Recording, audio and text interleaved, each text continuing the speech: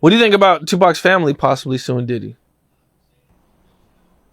For what? For what he's being accused of. By who? I believe from the stuff in the Keefe D, from all the stuff that the news is reporting about it. So here goes a question. Allegedly.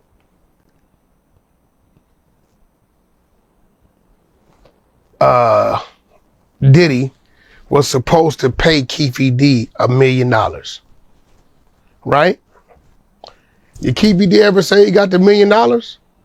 Keefe D said, from what I understand, he never got it. He never got it. So Diddy, let's say, if Keefe D was dealing directly with Diddy, which he wasn't, Keefe never talked to Diddy, never had business with Diddy. There was 2-3 people in between that. So if he never got the $1 million, what business did he do with Keefe D? You ask?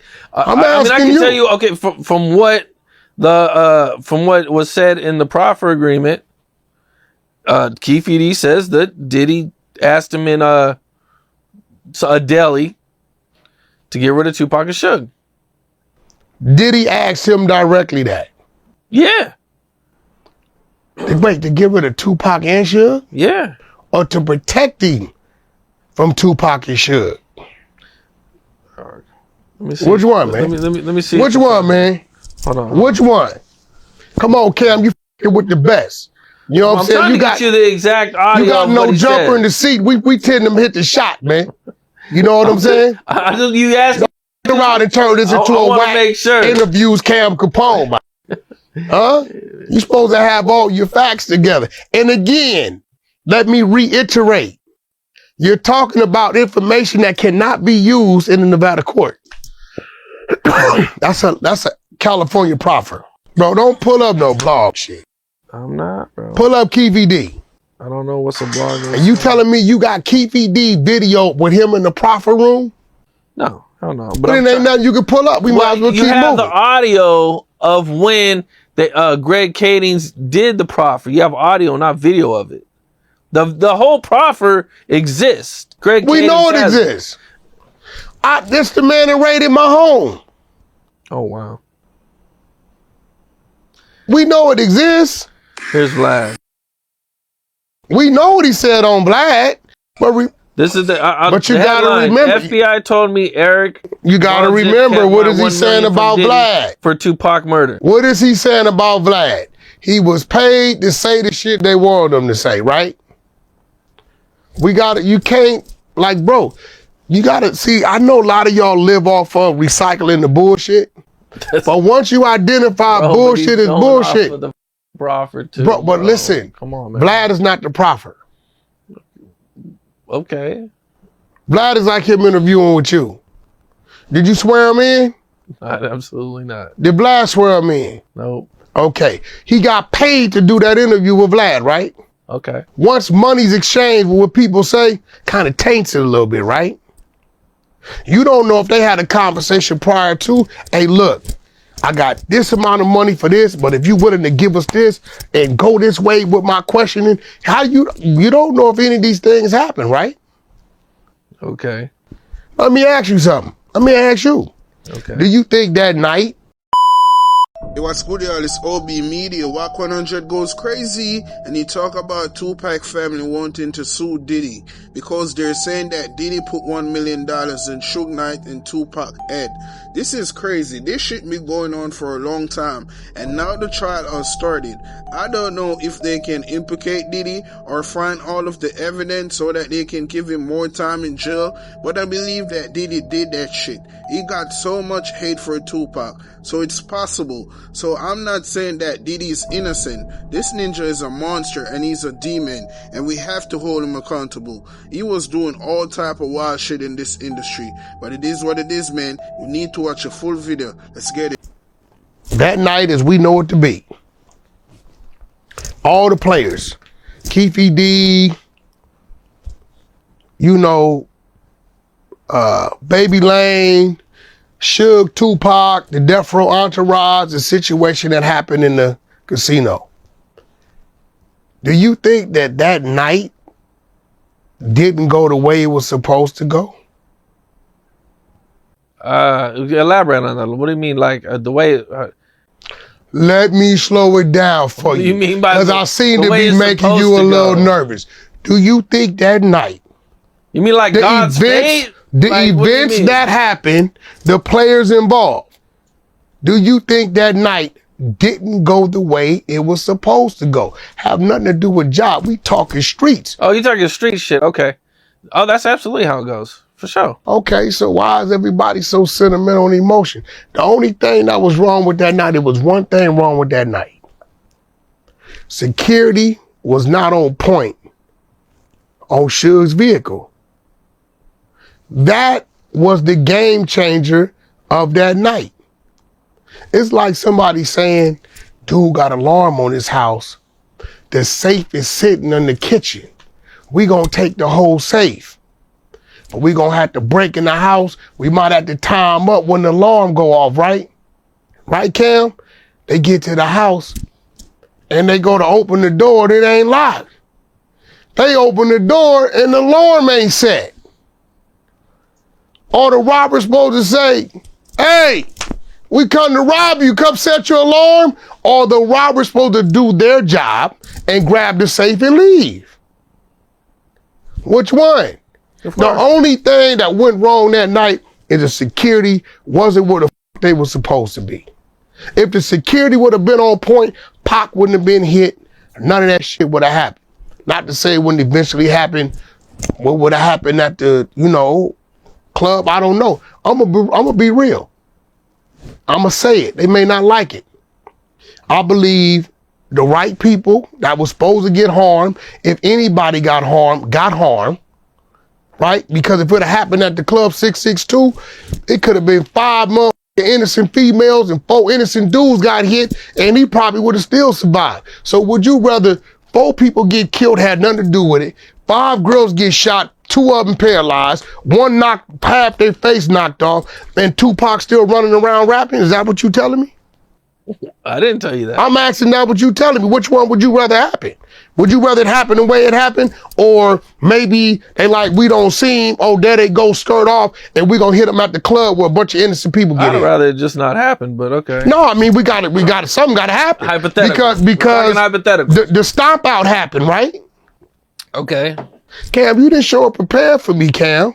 I'm not, what do you You're mean not I'm just gonna prepared? interview me, we're gonna interview each other.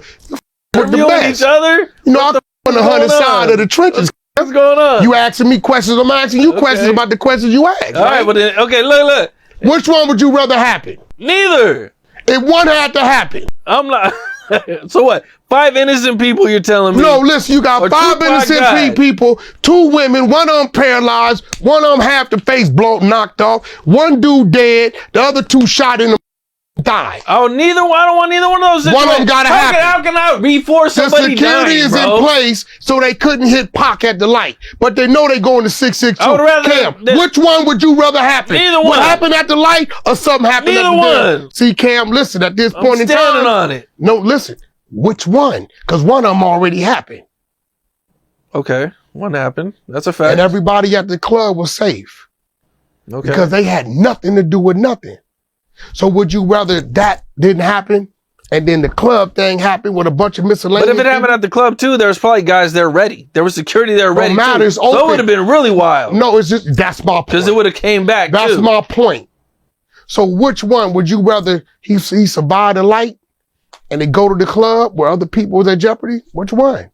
The people at the club didn't stop Baby Lane out. I'm never gonna say that I'm for Pac getting killed. I'm just asking which one would you rather have? I'm just saying I'm never gonna be like, yeah, I want Pac to. Pac's my favorite. Okay, let me ask you another way. It's a little. If somebody had it on for you, Here we got another hypothetical. No, ain't no hypothetical. Okay, they had it for you because that shit was real life. Okay. It was because they already hit 662. Remember? That's the Okay. first place they went. So they was gonna double back. They wasn't stopped. They was hunting. That's what we call hunting.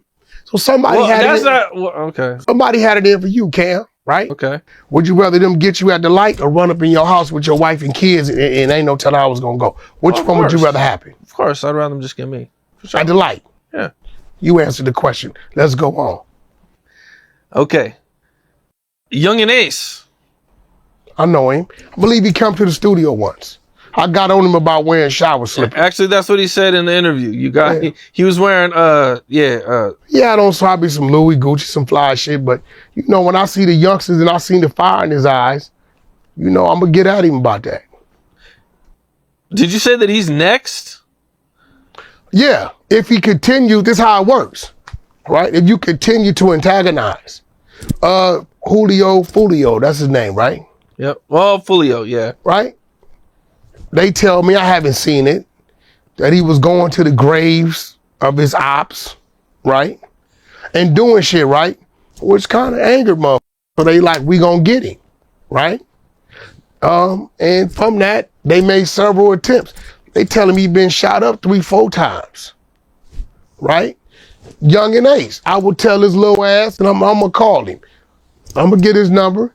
If you continue to do that, the same shit that happened on that side will eventually happen to you. You already got a situation where y'all enemies. But if you just go your way, because there's nothing else Fulio could say to you. There's no more diss songs he can make about you. If you go your way and just use your talents to make good music, people will know you from the dude that used to beef with dude. But if you continue to drag his name the way you dragging his name, right? The only points that can be scored is on him. Fulio gone already. I advise nephew, get his money right, get his music right, and move his ass out of that area, right? And move his ass out of that area and continue with his flight. Don't waste time talking about whatever you was gonna get out of him, or his recognition, the clout, or whatever it was. And not saying that he needed it for clout. It's done. He's dead. Unless somebody makes an AI version dissing him that nobody's gonna respect, there's no need to stay on it. Keep moving. You survived that battle. Nephew, you still gotta fight this war. And this war is your finances, taking care of you, yourself, your health, your kids, your family, right? Move on. I got nothing against Young and Ace. He come to my studio. He was a respectful youngster. You know what I'm saying? Good dude. He got the fire in his eyes.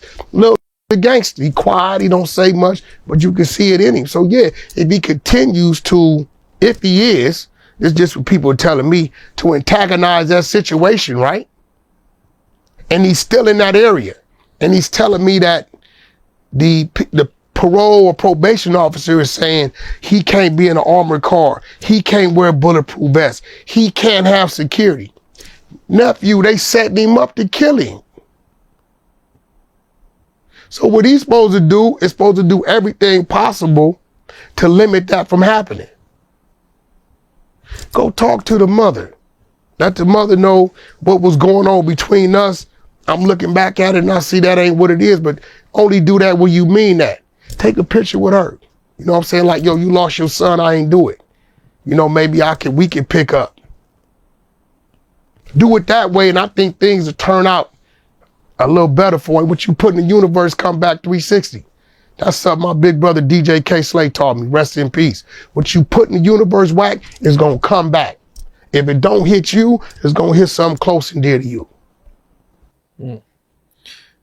What do you think about the guys being arrested for Fulio's murder? Well, you know, this is when I tell the youngsters, y'all call us old. We still here. 30, 35, 40 years in this shit. And we still here. We didn't fought the cases. Wasn't arrested for the cases. 30 days later, all y'all in jail. They get one and everybody fold. That's the difference between where we come from and where they at with it. Ain't no way 30 days later, everybody booked.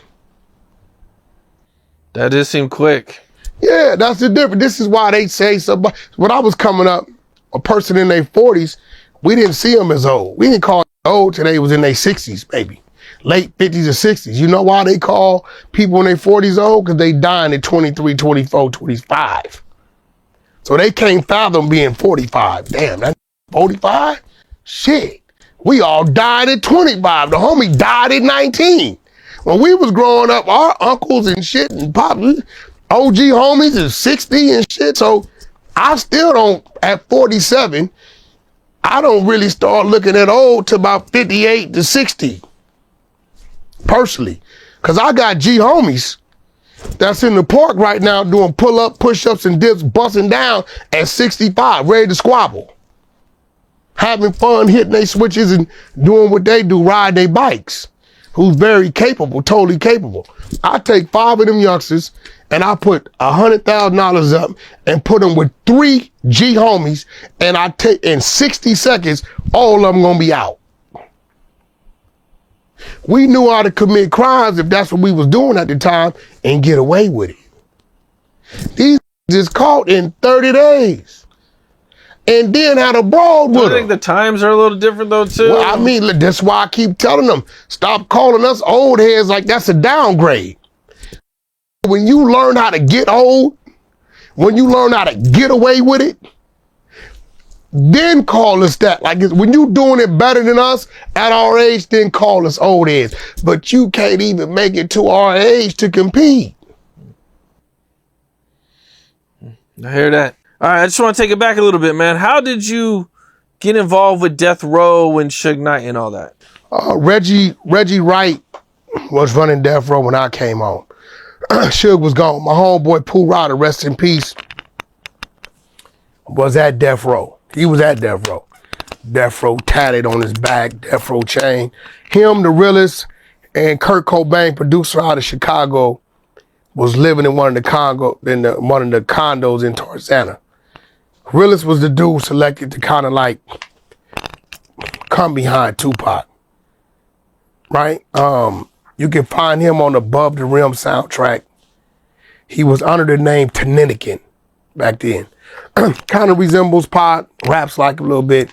He was gonna continue his thing. So when I came home, I had to get a homie and ride up to the Row to get his check. Did that. Maybe a week later, I told him I needed to have a meeting with Reggie because I had a book I did in prison called Infiltration. And my idea was it was 12 chapters, put an artist to each chapter of the book on the CD, attach the CD to the book. You can't buy one without buying another. Dub C gave me my first meeting with that project. The homie Al Pittman from West Side set that up, who was security at the time for Exhibit. Head of security back then.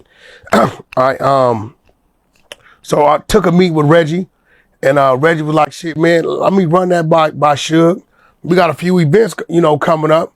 Come out with Ryder. So I went out with a few events with the homie, and things was happening. That's where me and Keita Rock got tight. We got in a big ass brawl at the we went to the Soul Train Awards. Things happened there. Shout out to Red Man, cause we came in the bathroom 20 deep. He was in there, and Red Man turned around and squared off. He said, y'all gonna get me, you go get me, but I ain't going out like no punk. And we looked at the lab, we just in here to use the bathroom. But some shit happened that night. It was a big ass melee.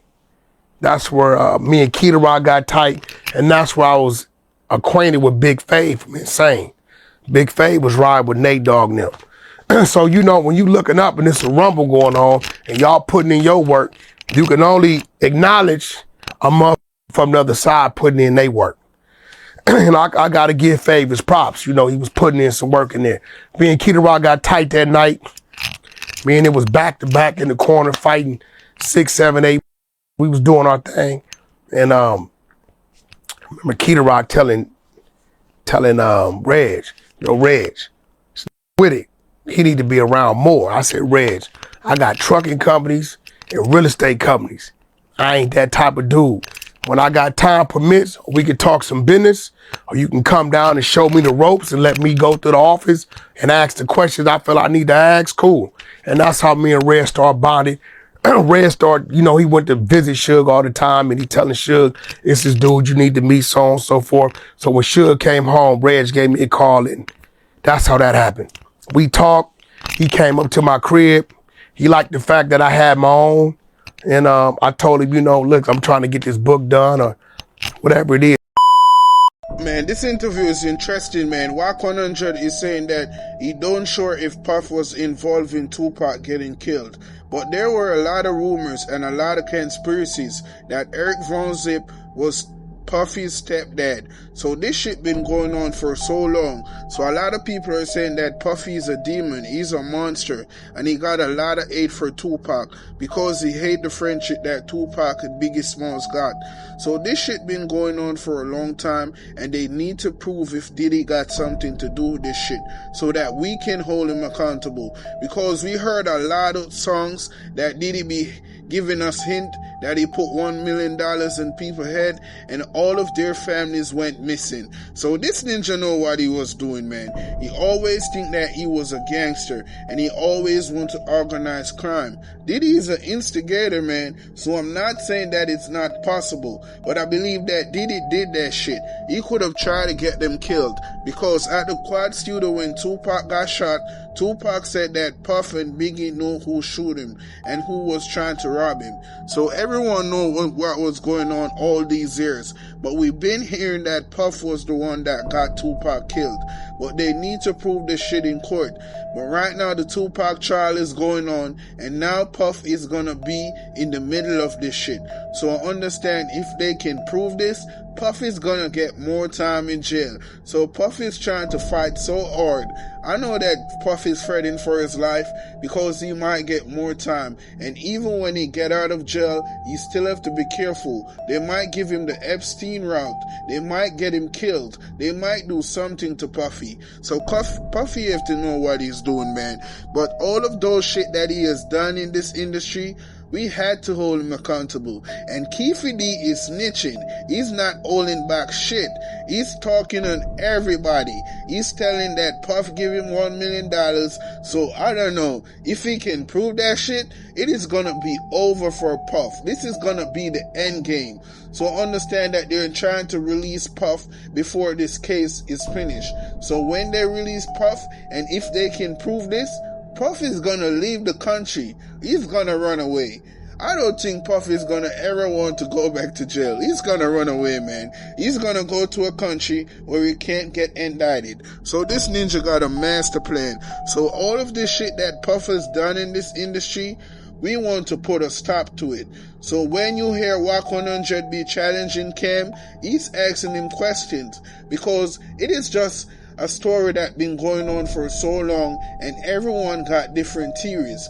But I believe that Diddy got Tupac killed, man, just because he wanted to get control. And he got Biggie Smalls killed because Biggie Smalls wanted to get Biggie Smalls publishing because he was planning to leave Bad Boy. So a lot of people are saying that Diddy and Jay-Z conspired to take Tupac and Biggie out of the game so that they can run New York and be the #1 rappers. But Puffy ain't no rapper. That ninja Wack to me. But it is what it is, man. You know, it's interesting. The saga of Diddy and Tupac is an example of how energy cannot be created or destroyed, and how no matter how hard you try to manipulate, you cannot create or destroy or change the fundamental laws of the universe. What do I mean by this?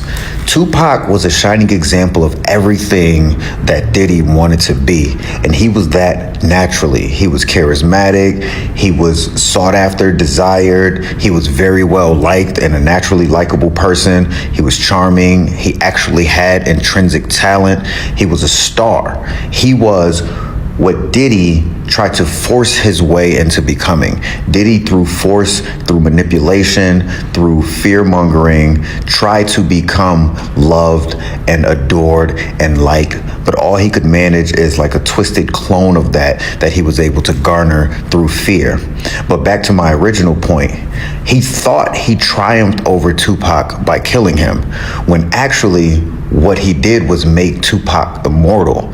And by Diddy continuing to live and earn more wealth and, in his mind, earn more adoration, he thought he triumphed. He thought he won overall. He thought he was able to manipulate the laws and the fabric of the universe just based on his pure, intense desire.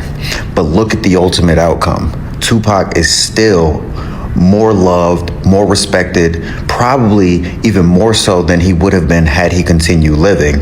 And Diddy's reputation, legacy is destroyed. In some ways, Diddy is more dead than Tupac will ever be. And that's the lesson there. The energy cannot be created nor destroyed. No matter how hard you manipulate, you can't change the fundamental laws of the universe.